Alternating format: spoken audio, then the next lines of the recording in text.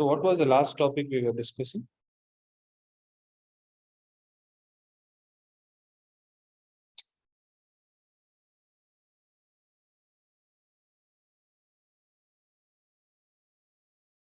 We were not there last week.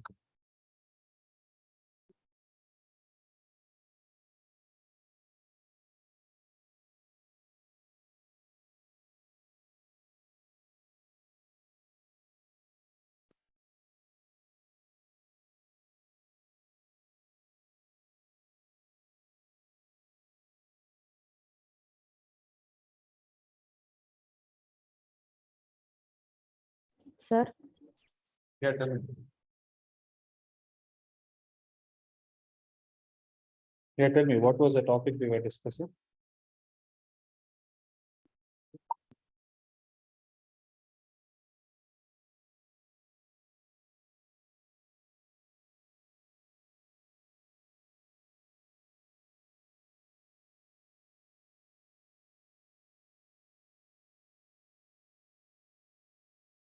excess pressure in a soap bubble. The excess pressure inside a soap bubble is what we were seeing.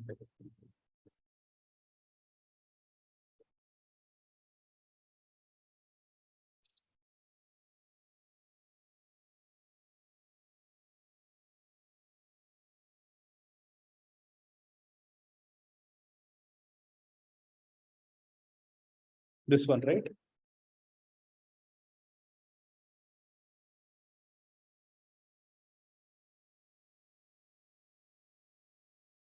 This is the one we were seeing, Yes, right? sir. Okay.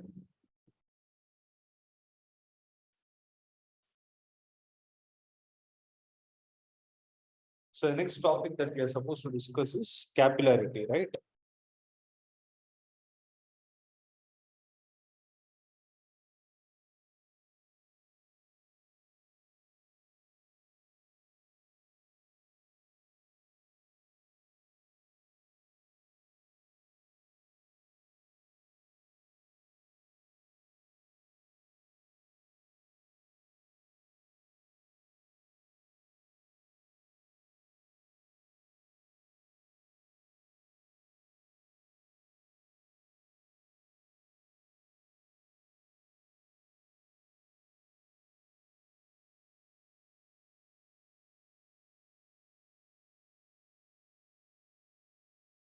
So did we discuss about cohesive and adhesive forces?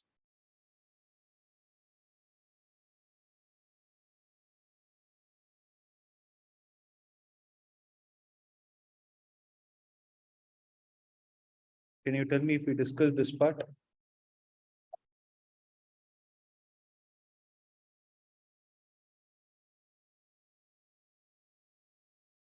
No, sir. So we didn't discuss this, no? Okay. So write down the next heading as cohesive and adhesive.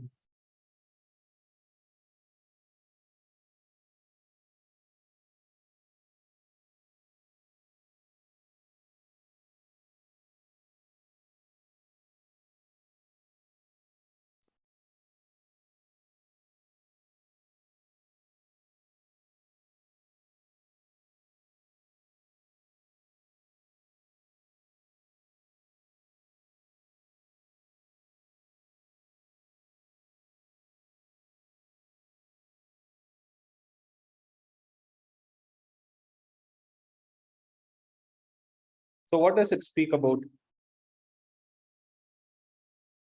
So what do you mean by cohesive force? Basically, cohesive or adhesive force both are forces of attraction. Okay. So cohesive forces are basically the force of attraction that is existing between molecules of the same substance. Okay. So cohesive force exists for the molecules between the same substance.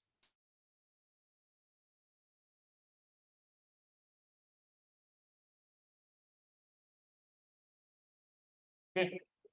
Next is, if you look at the example, what is the advantage of cohesive force if you observe, right? So cohesive forces mainly Like for example, if you take solids, right? Why do solids have a definite shape associated? It is because of the strong forces of cohesion that is existing among their molecules, right? Now the next question is, what is an adhesive force, right? So what is an adhesive force? It is the force of attraction between the molecules of two different substances. In the sense, let's say you want to stick a paper to a you want to stick two papers, for instance. Okay. So two papers are two different objects. In between, what do you put? You put a glue. So the glue is called as the adhesive.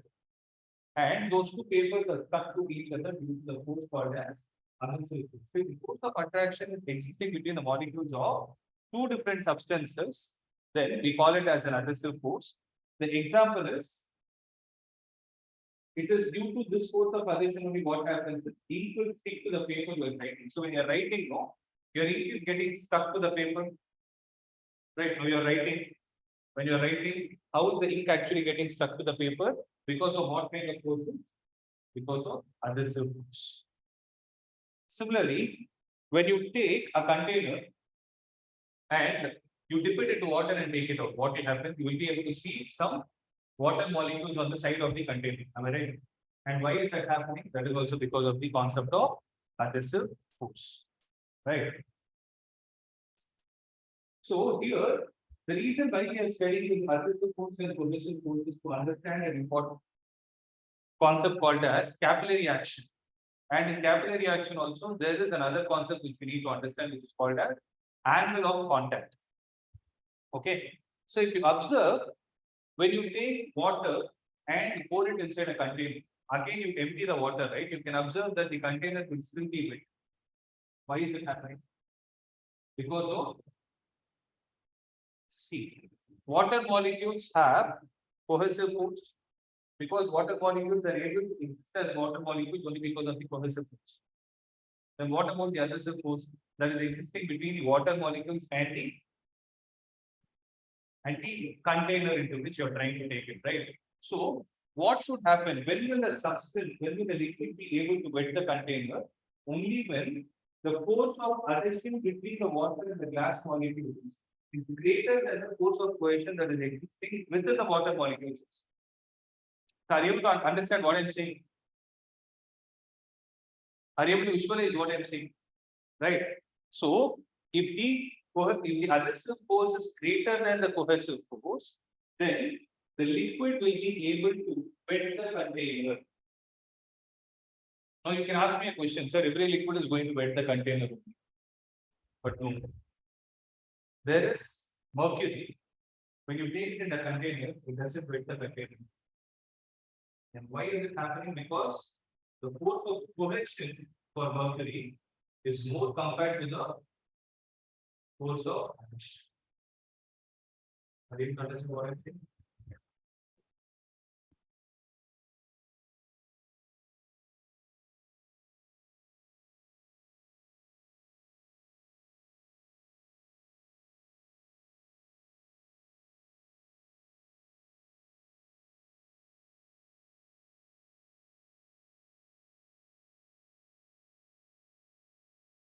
Next. See, this concept of molecular range I already explained. So molecular range, based on this only, we discussed the concept of surface energy. We told that the molecules at the surface will have greater energy compared to the molecules that are present inside the packet. Okay, what is this molecular range? So range basically means some distance. Molecular, the name is suggesting it is some force that is existing. So the maximum distance up to which a molecule can exert some force of attraction on the neighboring molecules. Okay. So if I have one molecule here and another molecule here, there is a range between which the molecules will be able to interact among themselves. So that range is what is called as the molecular range. And it is of the order of 10 power minus 9 meter in solids and liquids. It is of the order of 10 power minus 9 meter in solids and liquids. Now, if you see, there is one molecule here, right? And for that molecule, if you draw a sphere around it, okay? If you draw a sphere around it, then You try to bring in another molecule anywhere within the sphere, that the second molecule will start experiencing food because that sphere you have drawn, no, the radius of the sphere is what is called as the molecular range. So the radius of the sphere is molecular range. So that molecular range can exist anywhere in the space. And that sphere is what is called as sphere of influence.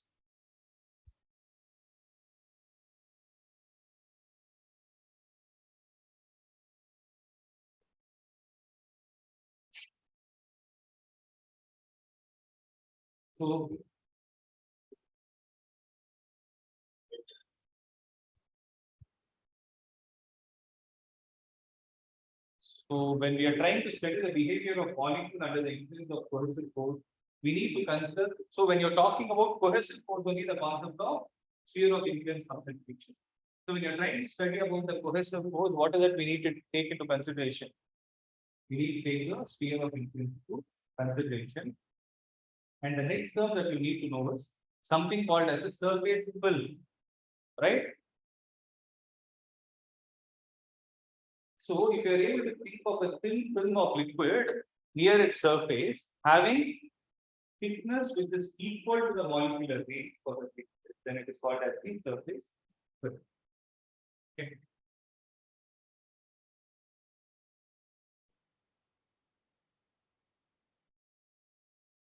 These are all theoretical parts.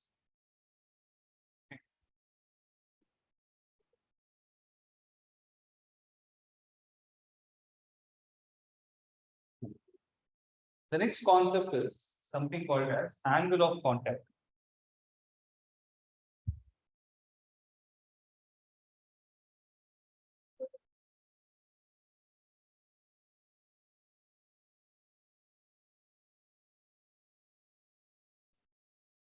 The surface film is a top layer, surface is top layer. So there is a thin film that will be formed. Okay. So a thin film of liquid, which we cannot see because we've got the molecular concept, which I cannot say to you with the naked eye. So there is a thin film of liquid which is formed near the surface.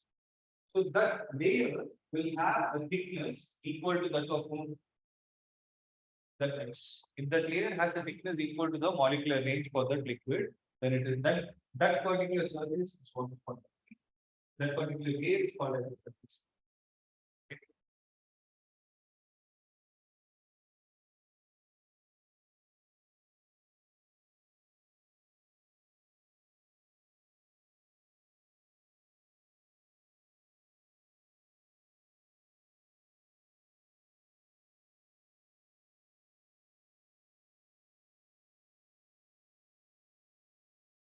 Next. The next concept is about the angle of contact. Okay. So generally what happens is when you take a container and you take liquid inside. Okay. So then the top surface of the liquid will not actually be completely flat. The top surface will not be completely flat, especially at the ends. Right. So the liquid surface generally will be curved when it is in contact with the solid. Why is it happening? Because of the concept of surface tension. So when you take a liquid inside a container, at the ends, if you see, there will be a small curvature that will appear, which will look either in this form. You're able to see one here.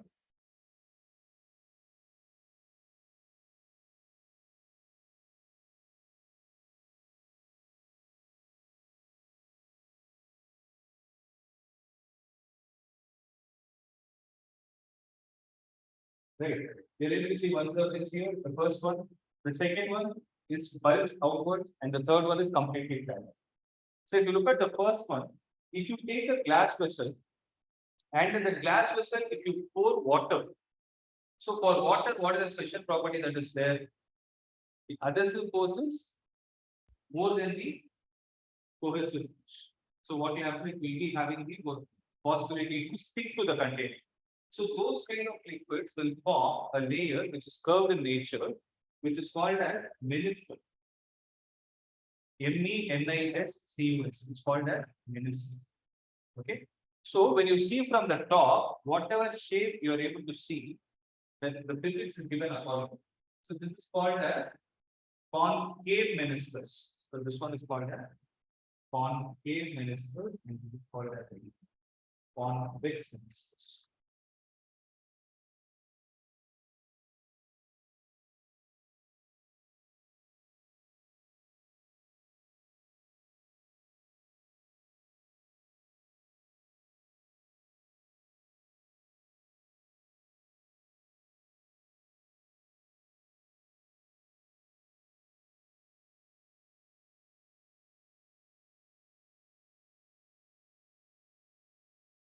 To understand this concept. So the shape that it is taking, right, the surface is taking, purely depends on which force is dominating. Okay. If the cohesive force is greater than the adhesive force, it takes a concave meniscus. If the cohesive force is less, if the sorry, I repeat. If the adhesive force is greater than the cohesive force, it takes concave meniscus. If adhesive force is less than the cohesive force, it takes a convex. If adhesive force is equal to the cohesive force, then the surface is going to be planar in nature. Now comes the question of what is this angle of contact? Listen to this carefully. So listen to this first. Listen. So angle of contact, okay, angle of contact is defined as the angle theta. So whenever you want to measure the angle, you measure it between two lines. I repeat it. Angle of contact is defined as the angle theta, which is drawn, which is taken between the tangent to the liquid surface, right? So between the tangent to the liquid surface at the point of contact and the solid surface inside the liquid. So this point is important. Listen, guys. Listen, then you can write it. Listen to this. Understand the concept. So it is defined as the tangent drawn to whom? Drawn to the surface, right? It is defined as the angle between the tangent drawn to the surface and which surface? And the solid surface. So when I say solid surface, see, if I have a concave shape like this, I can draw only one tangent like this. And this is going to be the solid surface. So when I take the solid surface, I can define two angles. What are they? One is alpha, and the second is theta. So which one should I call as the angle of contact? The angle of contact should be taken with respect to the solid surface, which is in contact with the liquid. So which one is in contact with the liquid? Theta. Similarly, when you take it like this, then this angle will be the angle of. Are you able to understand? So when you take the angle of contact with respect to concave meniscus, it will be acute. And when you take the angle of contact with respect to a convex meniscus, it is going to be obtuse. And when you take the angle of contact with respect to a planar surface, it will be 90. It will be 90.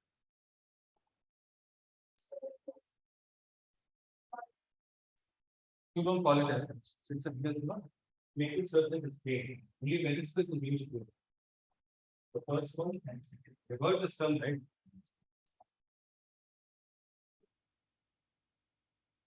Next. The question is the value of angle of contact depends on what factors. One is the nature of the liquid that is in contact with the solid, cleanliness of the solid surface, and third is medium above the free surface of the liquid, and the last one is temperature of the liquid. So what are the factors of this angle of contact?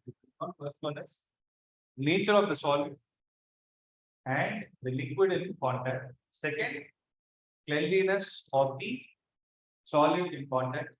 Third, medium above, so medium above the free surface of the liquid. And fourth one is temperature of the. So these are the four factors on which the angle of contact is determined. Okay.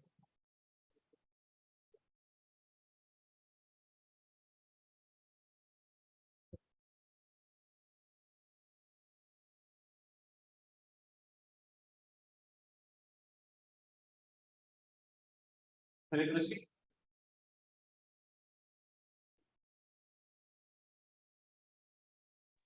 Yes.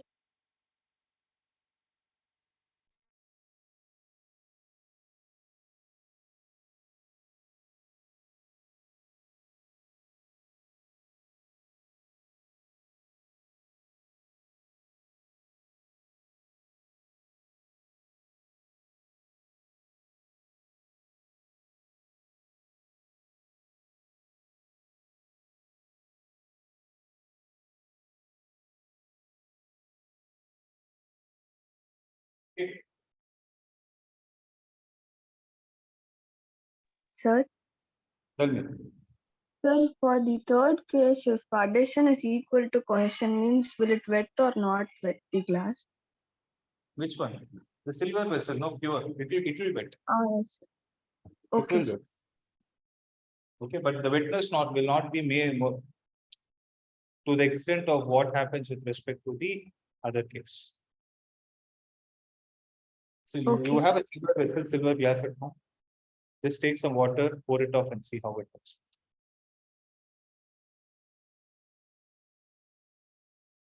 Okay. Next is when I see the previous stage we discussed about the angle of contact. Now the next concept that we are supposed to see is what happens to the liquid meniscus when you take the same liquid instead of a container inside a narrow tube. Okay, let's see what will happen. So, shape of the liquid meniscus in a narrow tube. That is the next step. Please write it.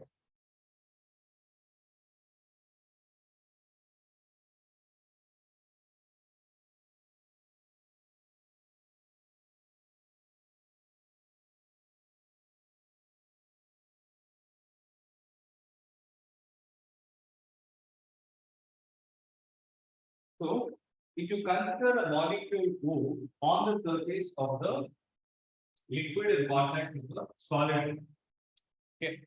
So let's say there is a narrow tube. Inside the narrow tube, what is happening? You put the tube inside water. And what will happen? There will be a meniscus that is formed. So when that meniscus is formed, if you take a point O here, right? That point O is where it is on the surface. And also it is in contact with the solid. Right? So when this is happening, then there are various forces of surface tension that can be defined about this. Right? So one of the surface tension is going to be, there are three phases observed: liquid, solid, and outside you have air. Right, the gas is liquid. Right. So if you see the various forces of surface tension at the boundary of three phases are there. So how do you define this? Remember, surface tension is always tangential to the surface. How is it going to be? It's going to be tangential to the surface. When that is the case, when you define the surface tension, right? When you define the surface tension between the liquid and the vapor state. If I take the curvature to be at point 2, if I take the surface tension E between the liquid and the vapor phase, between this direction, are you able to understand? Next. The surface tension between solid and vapor state. So this is the solid. So for the solid and the vapor state, the surface tension will take this upward. Okay. Whereas for the solid and liquid, it will going to be through in this direction. Okay. In such a way that this point is going to stay at equilibrium. Yes, okay. Right? This particle has to stay at equilibrium. Now you see this ELE, can I resolve it into two components? One is PLP sin theta, and the other one is going to be PLP cos theta. Can I resolve? This PLP is resolved into two components along the horizontal and along the vertical. So when I say this particle has to be at equilibrium, there should be another force existing which is able to balance the horizontal. So what the fourth force that is going to take is that is the force of addition. So having this return, then what is going to be the relation between force of addition and other parameters? So force of addition will be equal to TLV sin theta accepted. Am I right? So force of addition is equal to TLV sin theta. Similarly, TSV will be equal to TSL plus TLV cos theta.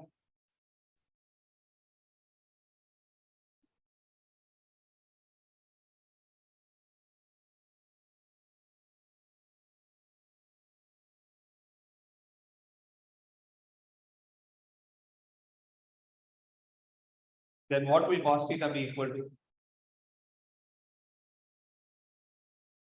TSV minus TSL divided by TLV.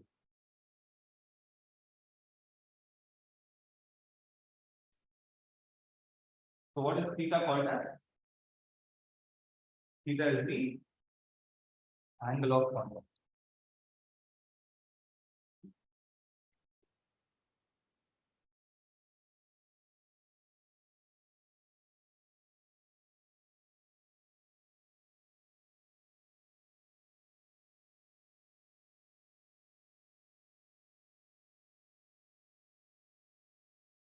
Okay. So there is another way of defining what kind of meniscus you are going to get. Depends on this particular value.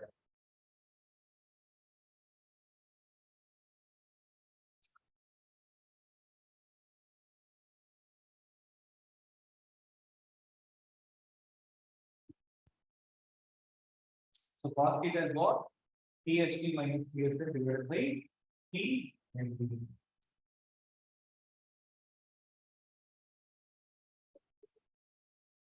Here. The next question is,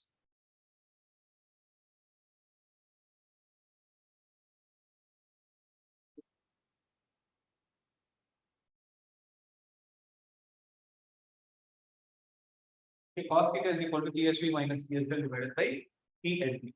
Now, if cos theta is positive, then what is going to be the value of theta? The theta will be less than 90 and greater than 0. So what is it going to be? It's going to be an acute angle. So for acute angle, what should be the shape of the meniscus? Concave. So for it to be concave, cos theta is positive, means what will be the relation between them? TSV is greater than TS. Are you able to understand? Okay, when theta is positive, numerator has to be positive. So numerator has to be positive, means A minus B should be greater than A is greater. Then what about angle of contact being acute? Sorry, obtuse.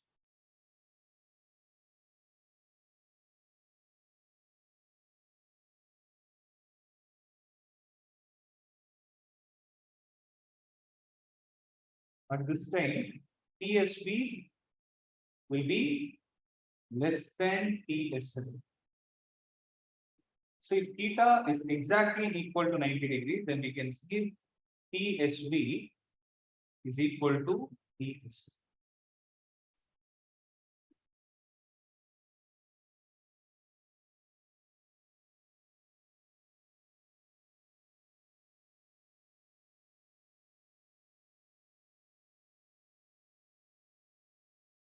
Okay.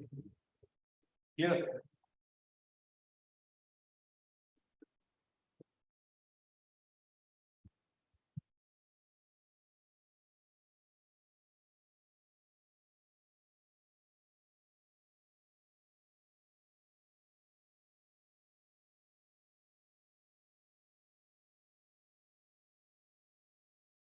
Okay.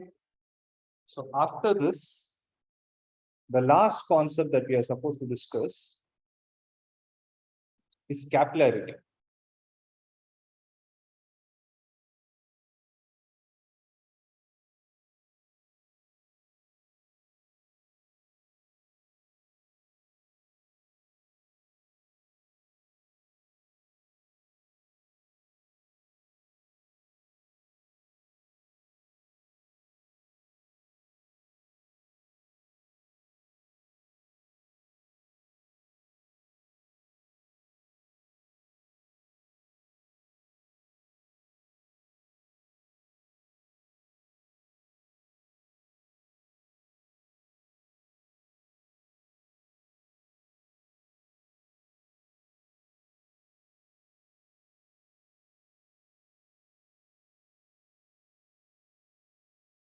Okay.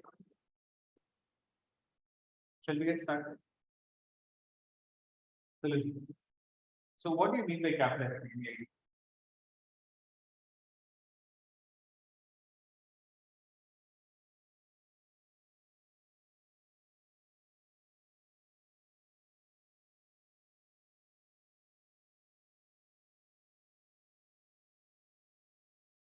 Why is it?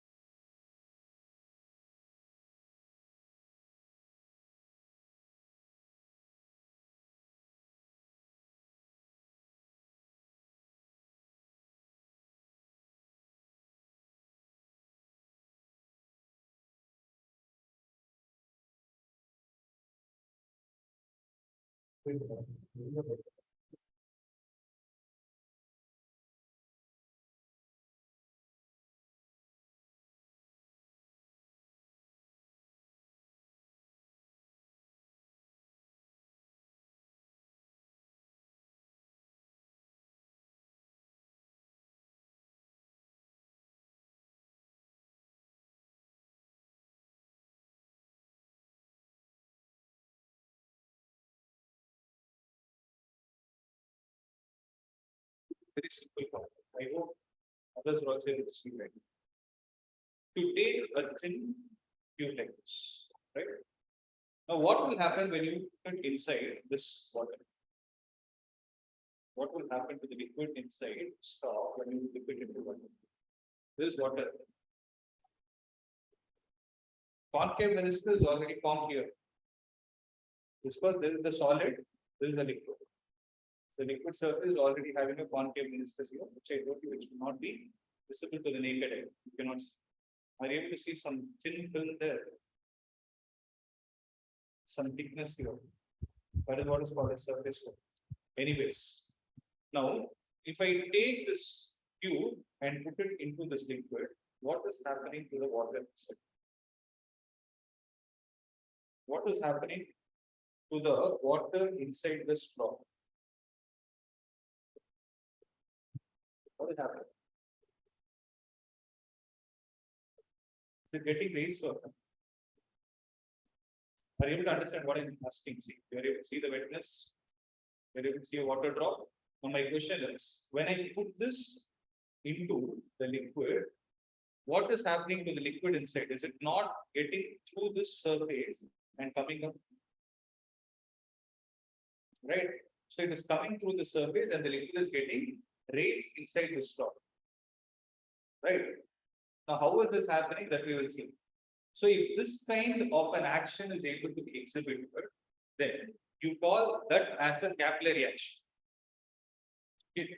So what do you mean by capillary?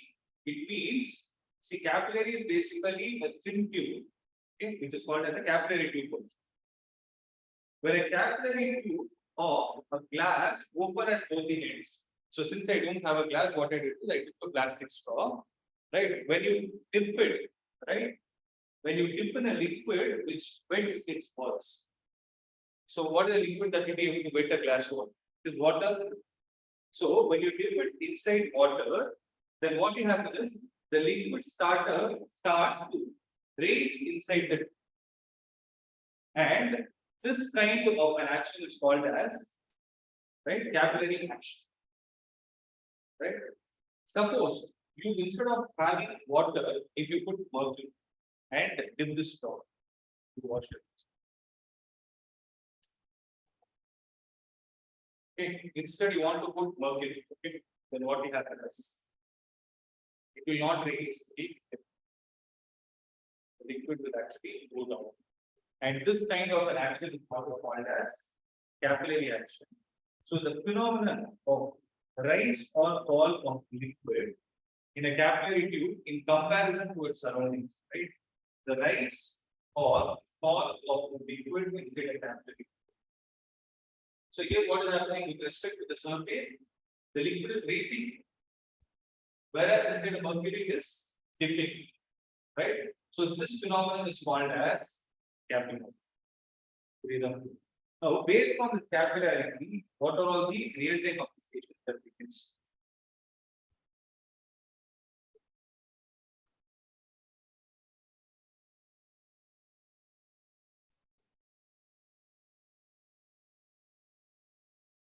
So one is you see you take your pen, okay, take the pen nib and keep it on top of a paper for a longer duration. What will happen to the ink? Start spreading. So that spreading is happening because of the capillary action. Second is you have these lamps. For these lamps, what you do, you pour some oils and have a wick. So what is happening through it? Again, the liquid will get raised, right? So the oil is able to travel to the wick due to capillary action, right? Suppose there is water here. Okay. Suppose I spilled water here. If I take a towel and keep on top of it, what will happen? It will be able to absorb it. And how is it happening? Capillary action. So all these effects are because of capillary action.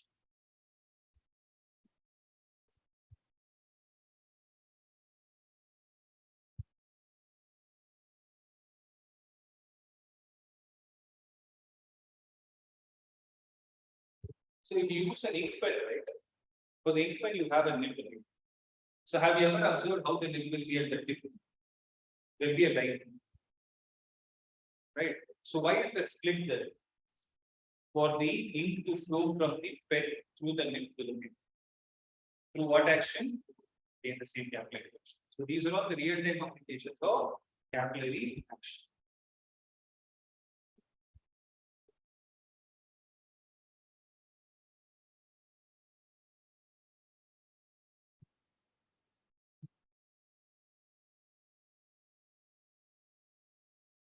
Here with this.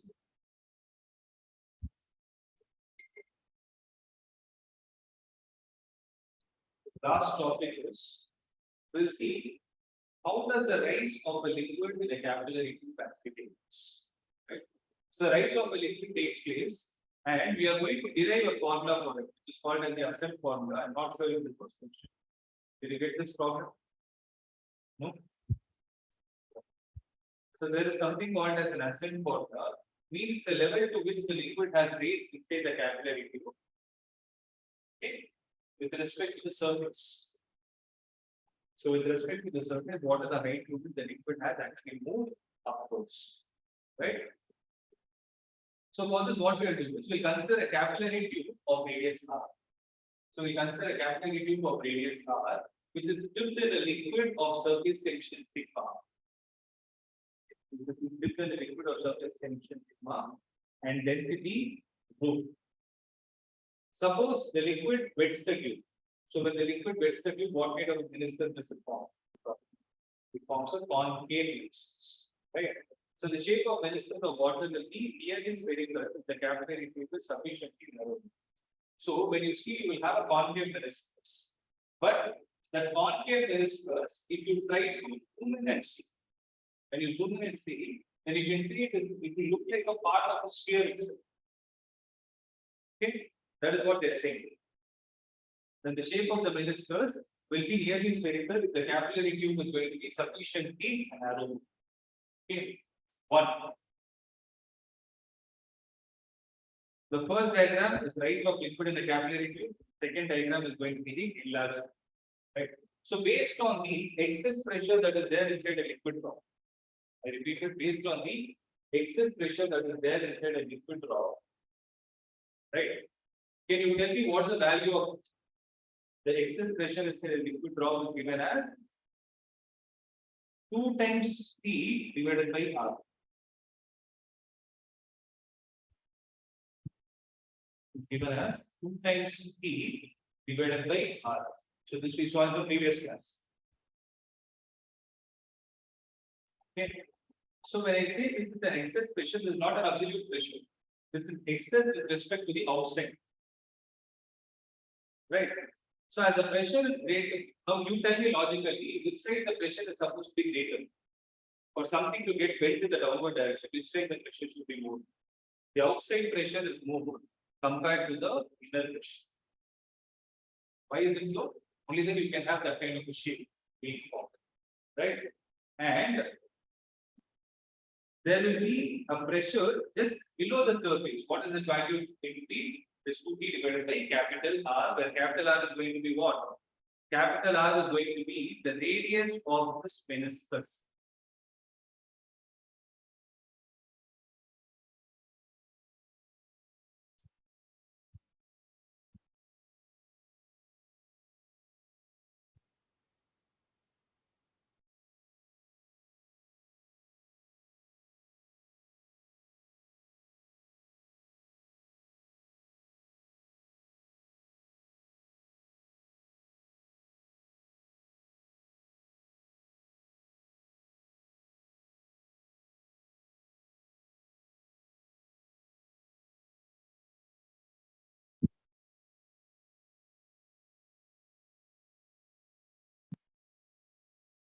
Okay.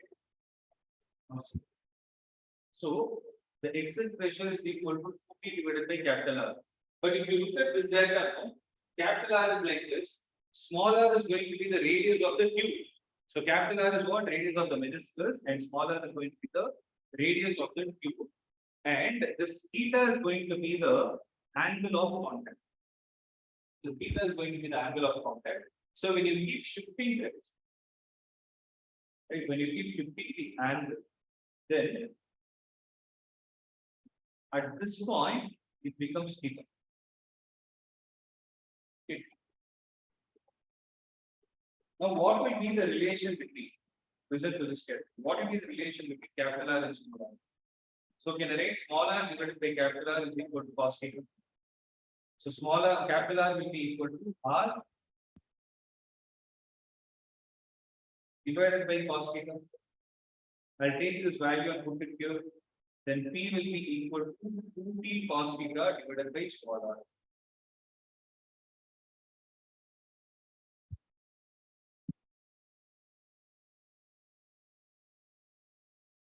P cos theta divided by small r.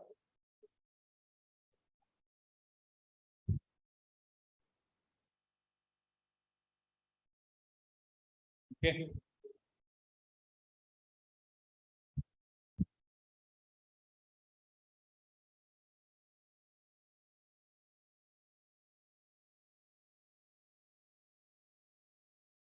Here.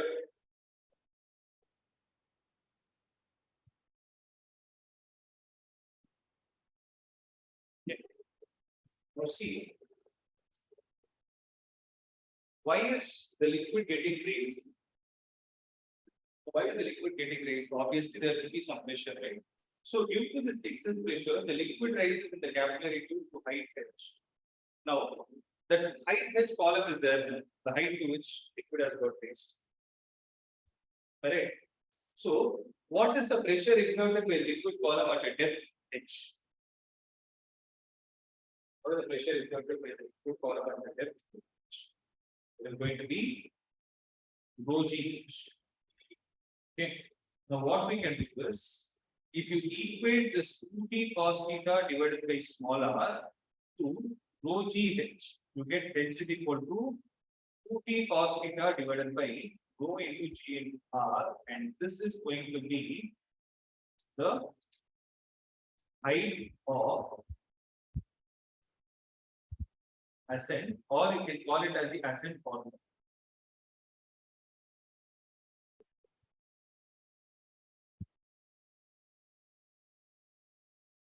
call it as the percent formula.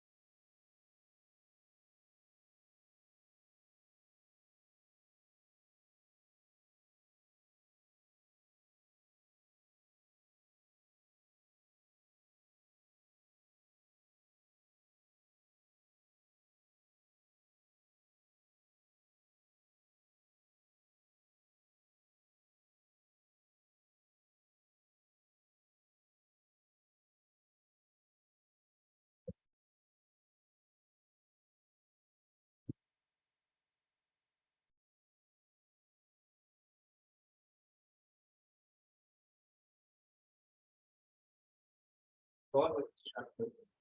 Okay. Now we'll do some activities that are to both discuss. Together once more. And then on the what I will explain to on the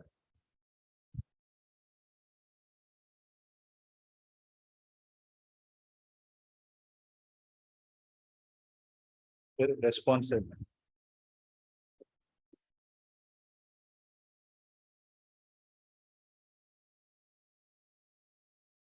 You know what is the next chapter we are supposed to discuss?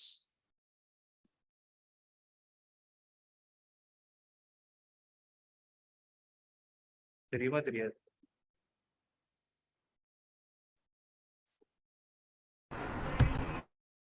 Thermal expansion, sir.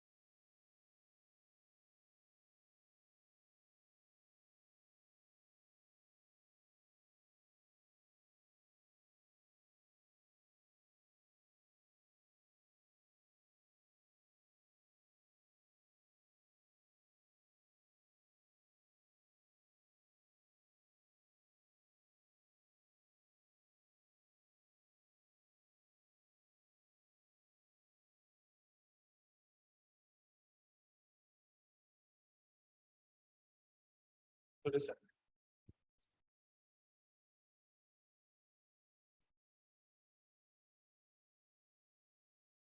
Come here. This one. Full basic. Then what?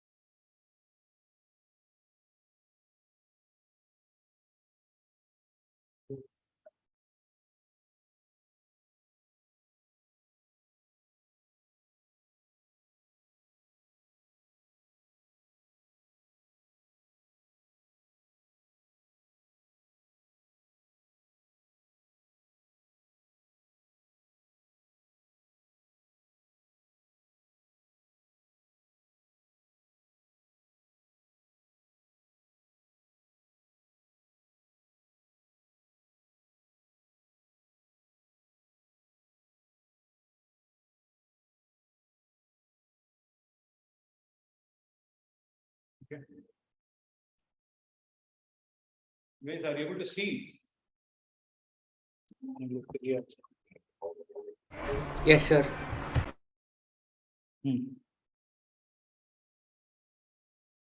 See. Okay, we'll get started. Started. Okay, come here. What do you have here? What is this? Water. Is any idea? No.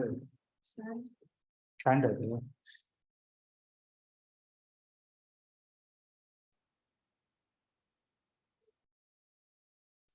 Spice. Do you ever walk into kitchen? What is it? Pepper. I'll go. Okay. See, when the pepper, you have this water, and on top of this, I sprinkle this pepper. Right. So what is happening? So what is that you're able to see? For those who are online, I'll show it to you. So what are you able to see? Nothing. So that it is just the pepper is going and sitting on the surface, right? But my question is, how is that surface? How is the pepper able to go and sit on the surface? So what property of the liquid is actually helping the pepper to get settled on the top? Answer. Because of the surface tension, because this is the surface, on top of it, it is able to hold some particles, right? Now, what we want you to do is move these particles by touching it. See what it, put your finger and look. Another acid flow. Just a surface attachment. This is the reaction to power. Paper, what you do is, you know what is this?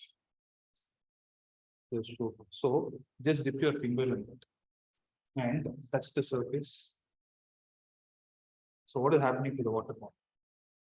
Actually, this is diluted a lot. Either thick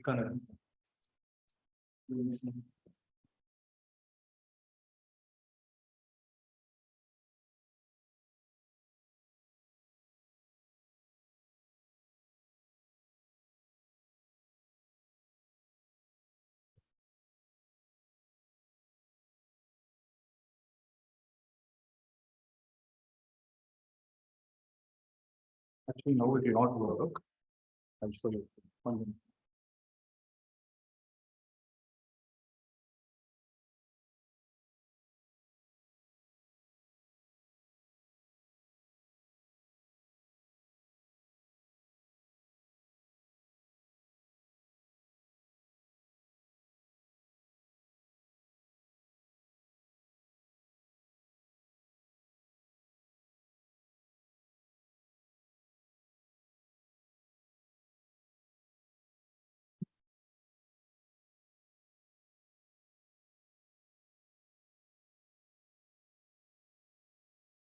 Repeat start.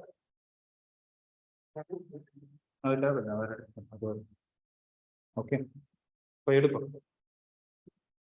Anyway. Rajna Path, okay. So, hand wash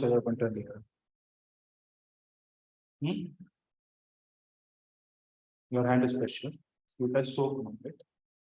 Now see when this pepper is there, no, I touch and take it out. What is happening? Pepper is actually sticking to my hand. So I'm not able to see any reaction. But what I'm going to do now is, instead of me dipping my empty hand, I've taken a little bit of soap solution. And if I keep on top of it, what do you think? What is your expectation? Pepper will move or the pepper will start falling down? It will start falling down. What happened? Did you see what happened? Did it fall down? Guys, did you observe what happened? So the pepper started moving away. This was it start moving away. I've done something with respect to this water. Can you tell me what is the science involved in this? Any guess of what would be the science involved behind this? So what exactly has happened? So surface tension is the right answer, but what exactly did we do? Did we increase it or decrease it?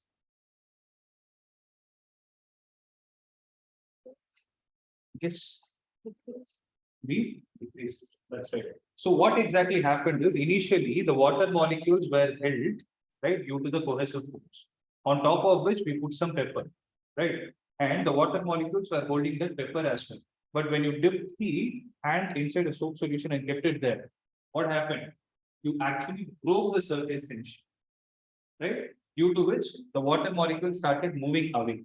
When they moved away, they carried the pepper particles also along with them. And this is what has happened with respect to surface tension.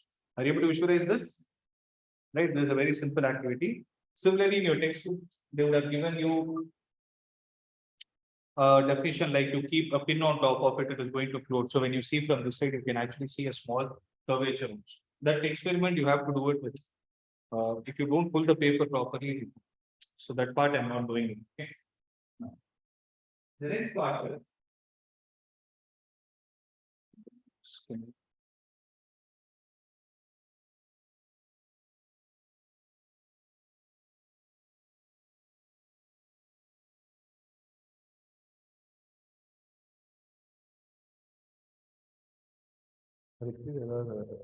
material scratches candle. Can you help me move that?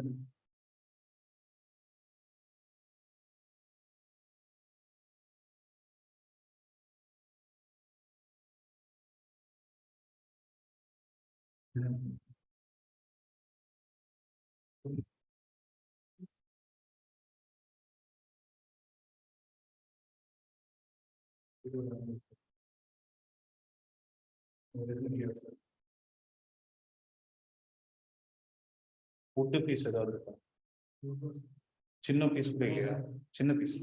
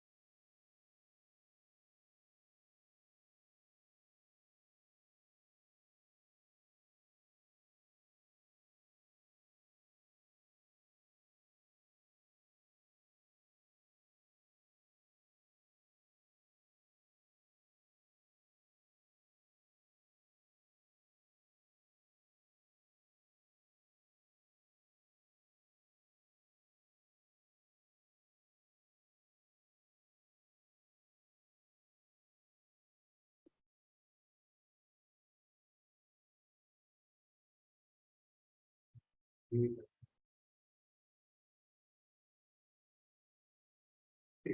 Now I have a question. So I hope those who are online are able to see it. Yes or no? Those who are online are able to see?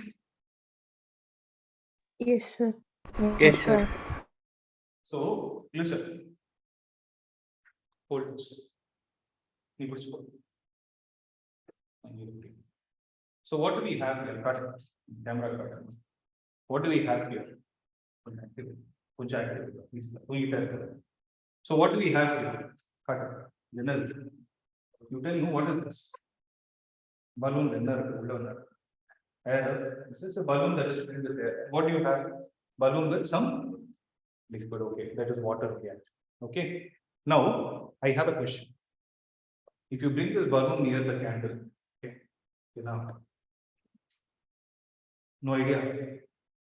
At least have a guess, no? What will happen? It will burst, it will take some time, it will get heated up, it will expand. Some answer will be there. Burst up. Okay, hold it at the top and see. Hold it at the top. Bring it close and see. Nothing will happen. Burst up. Now, what do you think will happen here?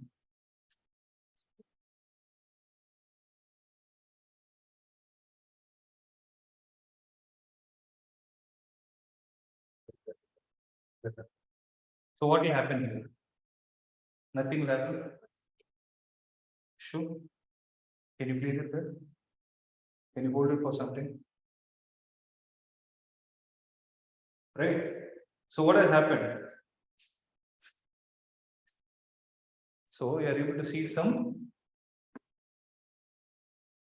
To keep it for some more time. One thing that you are able to see is the amount of time that it took, right, to burst. This one did not take time at all, right? It is not bursting, though you keep it for a longer duration. Why is it happen? Water.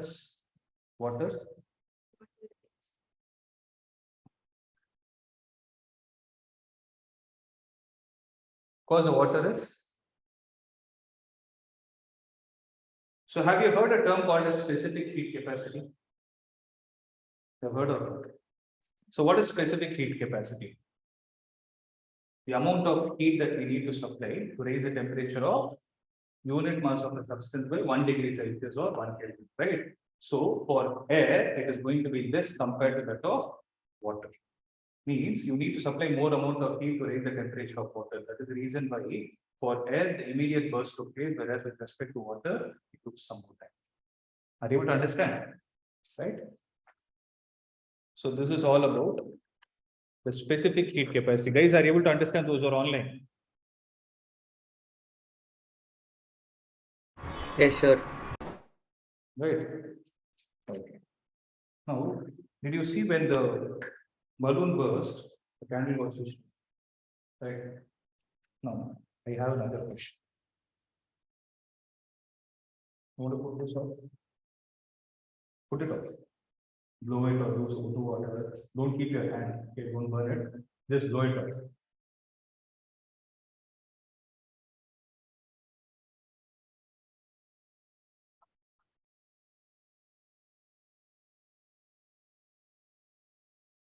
Whatever. Did I touch it? Right? Guys, did you observe what happened? Should I repeat it?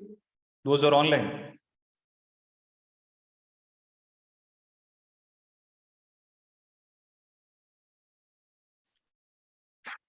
Right? Nice, no? It's fun. How is this happening? What science is involved? At least guess no. So what is actually helping the candle burn? This wax, right? Yes, oxygen is definitely there. That wax is there, no? So when you switch it off, the wax is getting evaporated. So when you take that fire closer to that wax, right? Again, it travels through the smoke that has come out, and it is again going in. Okay, there's an example of a combustion reaction. Right? Are you able to understand what I'm saying? Okay. One challenge. Ready to do?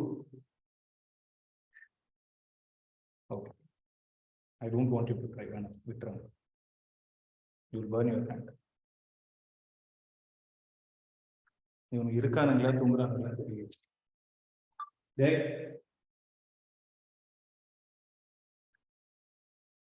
Dude, I slept off. Very good face.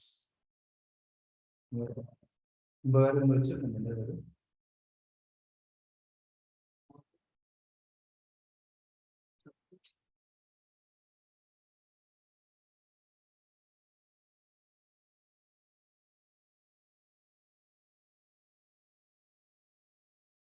Okay. இவனுங்க respond பண்ணல so okay time என்ன 6:54.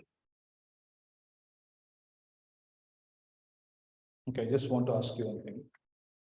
I'll show you. I'll show you.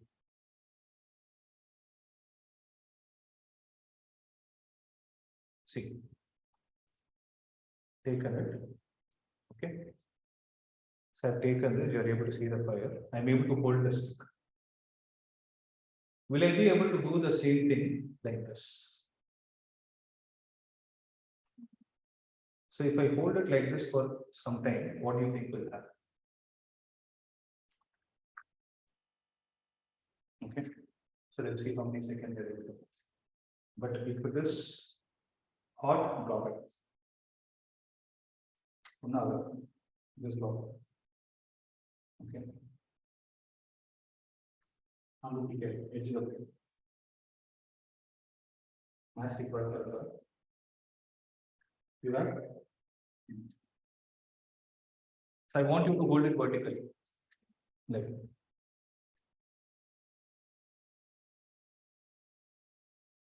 I know what we have. Drop it.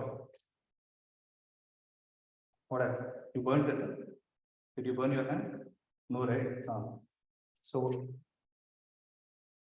why are you not able to hold it tight? The flame is bending towards you. The hole's bending it. See, when you hold it like this, nothing is happening. But when I hold it like this, I'm not able to hold it. I'm able to sense some heat. Why is it so? Because this is actually heating the surrounding air particles, and those air particles are actually hitting my hand. But the question is, will I be able to hold it in that way for a longer duration? Then what I need to do is, I need to keep